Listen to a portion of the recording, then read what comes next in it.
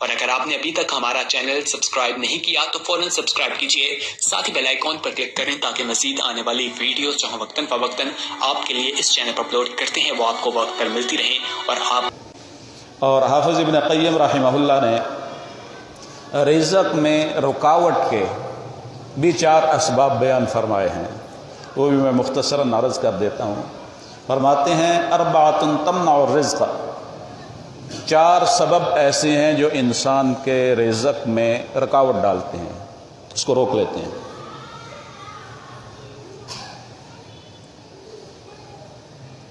رزق ملتا بھی ہے تو برکت نہیں ہے، لاکھوں کماتا ہے اور میں مر گیا کرتا رہتا ہے، برکت نہیں ہوتی۔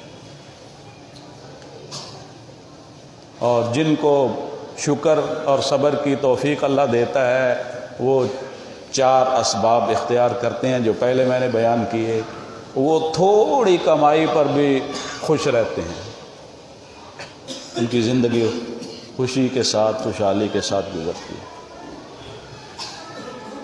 تو حافظ ابن قیم رحمہ اللہ فرماتے ہیں کہ رزق کو روکنے کے منع کرنے کے بھی 4 اسباب ہیں۔ پہلا سبب ان میں سے وہ فرماتے ہیں نوم الصبیحۃ، صبح کے وقت سو جانا۔ یہ صبح کا وقت جو ہے یہ بڑا ہی بابرکت وقت ہوتا ہے، فجر کی نماز کے بعد یہ بڑا بابرکت وقت ہے، لیکن مسلمانوں نے اس میں بہت ترمیم اور تغیر کر دیا ہے۔ آج جو بابرکت وقت ہوتا ہے اس وقت ہماری تمام مارکیٹیں بند رہتی ہیں، مارکیٹیں 11 بجے کھلیں گی، جا کر 12 بجے کھلیں گی، 1 بجے 2 بجے اپنے اپنے حساب سے۔ وہ سارا صبح کا جو مبارک وقت ہے ہم خود ضائع کر دیتے ہیں۔ یہ صبح کا وقت جو ہے اس کے بارے میں جناب رسول اللہ صلی اللہ علیہ وسلم نے دعا فرمائی ہے اور خاص اپنی امت کے لیے فرمائی ہے۔ ترمذی شریف میں موجود ہے، حضور نبی اکرم صلی اللہ علیہ وسلم کی امت کے حق میں یہ دعا، اللہم بارک لامتی فی بکورہا، اے اللہ میری امت کے لیے اس کے صبح کے وقت میں برکت عطا فرما۔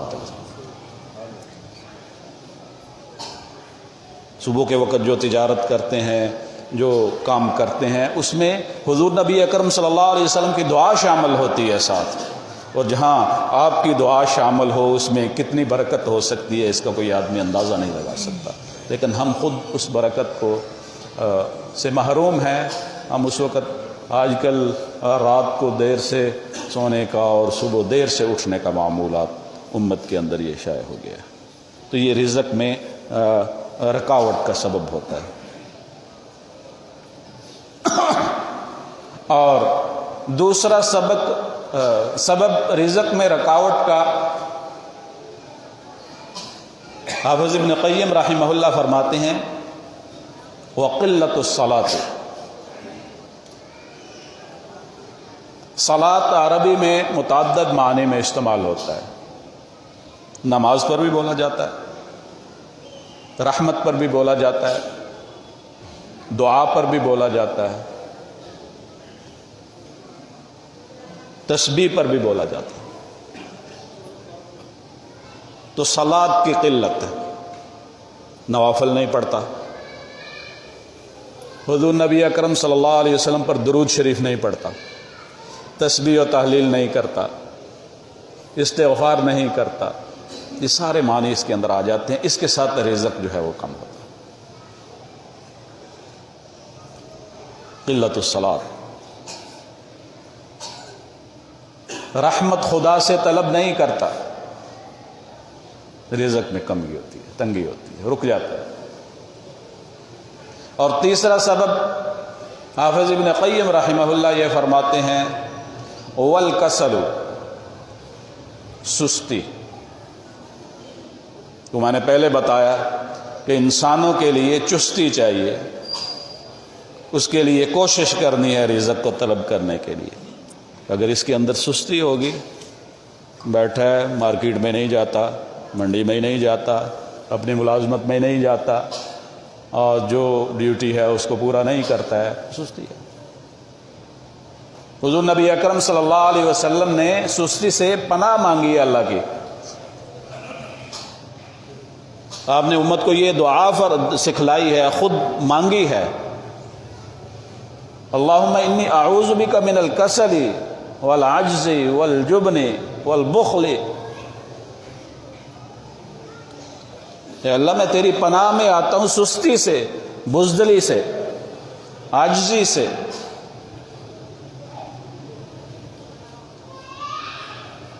سستی ہے انسان کے لیے۔ ہمارے پنجابی کا محاورہ ہے، آپ حضرات سب نے سنا ہوگا، وہ کہتے ہیں کہ ستے پے دے کٹے ہی ہوندے نے۔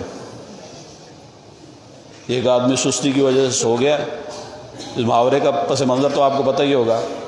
ایک آدمی سستی کی وجہ سے سو گیا ہے اور دوسرا جاگ رہا ہے، دونوں کی بھینس نے بچے دیے ہیں، ایک نے کٹا دیا اور دوسری کے نے کٹی دی ہے۔ وہ سویا ہوا ہے جس کا اس نے کٹی لے لی اور اس کے ساتھ کٹا باندھ دیا۔ تو کہتے ہیں کہ ستے پیدا کٹا ہی ہونا۔ اس وجہ سے کوشش کریں، چستی اپنے اندر پیدا کریں، رزق حلال کو طلب کریں، یہ عبادت ہے۔ اس سے رزق میں اللہ تبارک و تعالی اضافہ فرماتے ہیں۔ اور چوتھی چیز حافظ ابن قیم رحمہ اللہ یہ فرماتے ہیں، جو رزق میں کمی واقع کرتی ہے، والخیانت، وہ خیانت ہے۔ آج کون تاجر ہے جو یہ دعویٰ کرے کہ وہ خیانت نہیں کرتا؟ بہت انگلیوں پر گنے چنے امت میں ایسے لوگ رہ گئے ہیں۔ ہر چیز میں خیانت، پورا پیسہ لیں گے، قیمت پوری لیں گے، خیانت کریں گے۔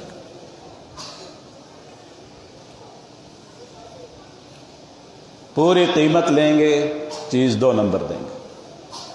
پوری قیمت لیں گے، دوائی 2 نمبر دیں گے۔ پوری قیمت دیں گے، کپڑا 2 نمبر دیں گے، برتن 2 نمبر دیں گے۔ تو ہم خود اپنے رزق کے اندر، تو جو آدمی دوسرے کے ساتھ خیانت کر کے ناجائز، وہی حلال رزق اگر یہ کماتا تو اس کے لیے برکت ہوتی، جائز نفع رکھتا، رزق میں اضافہ تھا۔ اس نے دوسرے کو دھوکہ دیا، اس کی نحوست اس پر پڑی، اس نے تو دے دیا۔ قسمیں اٹھاتے ہیں اس پر، نہیں ہم نے اتنے کا ہی خریدا۔ حضور نبی اکرم صلی اللہ علیہ وسلم نے فرمایا کہ 3 قسم کے آدمی ایسے ہیں، قیامت والے دن اللہ تبارک و تعالیٰ ان کی طرف دیکھے گا بھی نہیں اور نہ ان کے ساتھ کلام کرے گا۔ ان میں سے ایک منان ہے، احسان جتلانے والا، دوسرا یہ شلوار اور تہبند پتلون یہ ٹخنوں سے نیچے لٹکانے والا، اور تیسرا میرے موضوع سے متعلق ہے، وہ جناب رسول اللہ صلی اللہ علیہ وسلم فرمایا وہ تاجر جو اپنے سودے کو جھوٹی قسم اٹھا کر جو ہے فروخت کرتا ہے۔ ایک مسلمان تو اس پر اعتماد کرے گا، وہ خدا کی قسم اٹھا رہا ہے کہ مجھے اتنے کا ہی خریدا ہے اور اتنے کا ہی، وہ تو اعتماد کر کے خریدے گا۔ اس کے ساتھ خیانت ہوئی اور اس کے ساتھ رزق کے اندر کبھی اضافہ نہیں ہو سکتا۔ اللہ تبارک و تعالی ہم سب کو ان باتوں پر عمل کرنے کی توفیق نصیب فرمائے، رزق کے بڑھانے کے اسباب اختیار کرنے کی توفیق نصیب فرمائے، اور رزق میں رکاوٹ سے جو اسباب بنتے ہیں ان سے بچنے کی توفیق نصیب فرمائے۔